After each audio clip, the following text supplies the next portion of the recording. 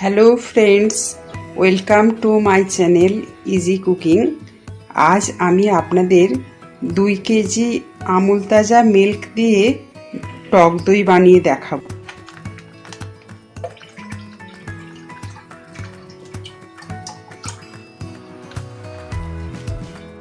ফুটিয়ে ফুটিয়ে এটাকে 4 ভাগের 3 ভাগ করতে হবে।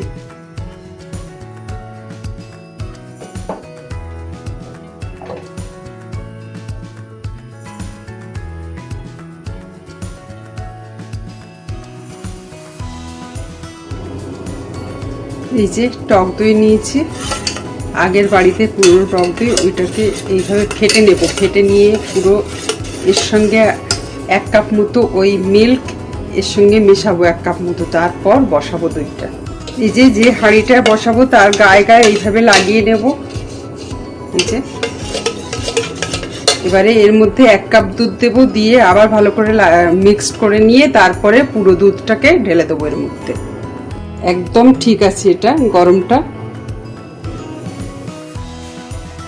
দেখি এবার দইটা রেডি হয়েছে কিনা।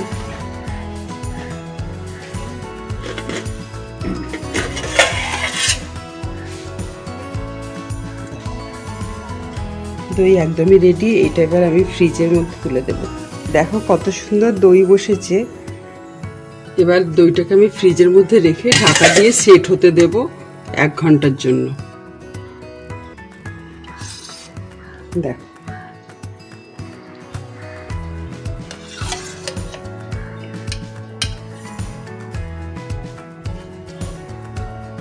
দুই কেজি মিল্ক নিয়েছি আর দই হয়েছে এতটা।